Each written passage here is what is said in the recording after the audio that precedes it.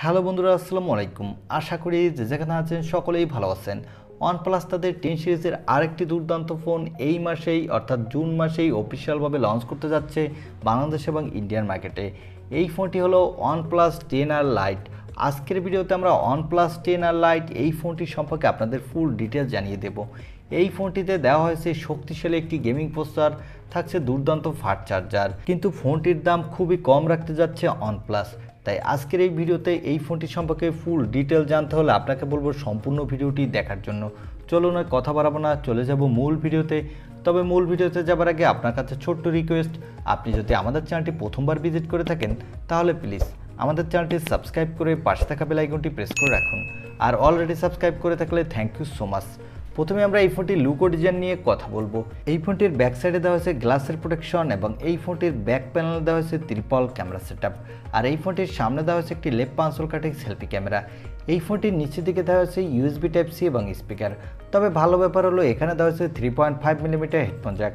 So এই ফোনটির look ও design কিন্তু আমার কাছে ওভারঅল ভালোই লেগেছে। আপনাদের কাছে কেমন লেগেছে তা কমেন্ট করে জানিয়ে দিতে পারেন। আর এই ফোনটি মূলত চায়না লঞ্চ করে যাওয়া ওয়ানপ্লাস এসি রেসিং এডিশন, সেই ফোনটি রিব্র্যান্ডেড করে গ্লোবালি ওয়ানপ্লাস 10R লাইট নামেই লঞ্চ করতে যাচ্ছে ওয়ানপ্লাস। এবার আসা যাক এই ফোনটির ডিসপ্লেতে। এই ফোনটিতে ডিসপ্লের জন্য দেওয়া হয়েছে 6.59 ইঞ্চি মাপের একটি full HD plus IPS LCD display with 120 হার্টজের রিফ্রেশ রেট। আর এই ডিসপ্লেটির পিক ব্রাইটনেস হলো 480 নিটস, যার ফলে আপনি ডিরেক্ট সানলাইটও এই ডিসপ্লেতে ব্রাইটনেসের তেমন কোনো ঘাটতি পাবেন না। তবে এখানে যদি সুপার অ্যামোলেড বা অ্যাটলিস্ট অ্যামোলেড ডিসপ্লে দিত ওয়ানপ্লাস তাহলে এই ডিসপ্লেটি আরও বেটার হতো। তবে আমার কাছে মনে হয়েছে ওয়ানপ্লাস যেহেতু এই ফোনটি কম দামে নিয়ে আসতে যাচ্ছে, তাই হয়তোবা কস্ট কাটিংয়ের জন্য এখানে আইপিএস এলসিডি ডিসপ্লে দিয়েছে। এবার আসা যাক এই ফোনটির ক্যামেরা সেটআপে। এই ফোনটির ব্যাক সাইডে দেওয়া হচ্ছে ট্রিপল ক্যামেরা সেটআপ, যার প্রাইমারি লেন্স হলো 64 মেগাপিক্সেলের, সাথে দেওয়া হচ্ছে একটি 8 মেগাপিক্সেলের আল্ট্রা ওয়াইড অ্যাঙ্গেল লেন্স এবং সর্বশেষ দেওয়া হয়েছে 2 মেগাপিক্সেলের একটি ম্যাক্রো লেন্স। এই ফোনটির ব্যাক সাইডে ক্যামেরা দিয়ে আপনি 4K তে ভিডিও রেকর্ড করতে পারবেন, সাথে মোটামুটি ভালোই ফটোগ্রাফি করতে পারবেন। এখানে দেওয়া হচ্ছে 16 মেগাপিক্সেলের একটি সেলফি ক্যামেরা।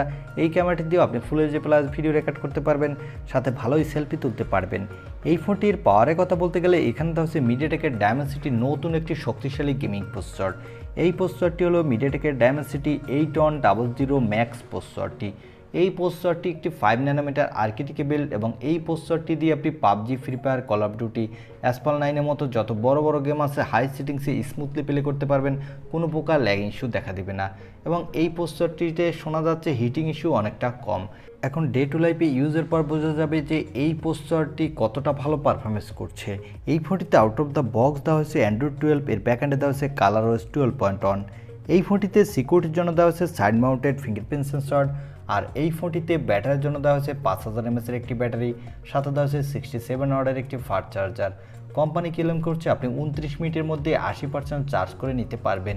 এই ফোনটি দুইটি কালার ভেরিয়েন্টে মার্কেটে পাওয়া যাবে, ব্ল্যাক এবং ব্লু। তবে এই ফোনটিতে দুঃখের বিষয় হলো এখানে কোনো extra dedicated micro SD card থাকছে না, যার ফলে আপনি চাইলেও স্টোরেজ বাড়িয়ে নিতে পারবেন না।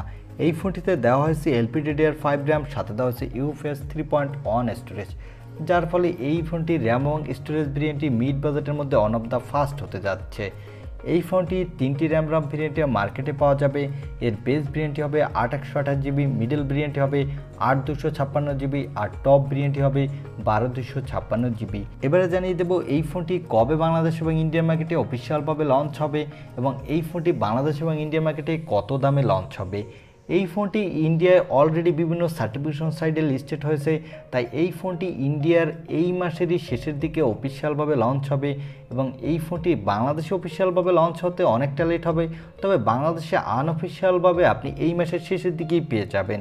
আর এই ফোনটি ইন্ডিয়াতে বেস ভেরিয়েন্টটি হবে প্রায় 30,000 রুপির কাছাকাছি এবং বাংলাদেশে আসলে আনঅফিসিয়ালভাবে এই ফোনটি 35,000 টাকার মধ্যে পেয়ে যাবেন এর বেস ভেরিয়েন্টটি। আমার মনে হয় যারা কম বাজেটে, বিশেষ করে মিড বাজেট সেগমেন্টে দুর্দান্ত একটি গেমিং ফোন কিনতে চান, যে ফোনটি দিয়ে আপনি ফ্ল্যাগশিপ লেভেলের মতো গেমিং পারফরমেন্স পেতে চান, তারা চাইলে এই ফোনটি নিতে পারেন, কেননা এই ফোনটি আপনাকে মিড বাজেটে one of the best gaming performance দেবে। এই ছিল আজকের ভিডিও। আর ভিডিওটি ভালো লাগলে অবশ্যই একটি লাইক দিয়ে আমাদের চ্যানেলটি সাবস্ক্রাইব করে পাশে থাকা বেল আইকনটি প্রেস করে রাখুন। দেখা হবে অন্য কোনো ভিডিওতে। আজকের মতো আল্লাহ হাফেজ।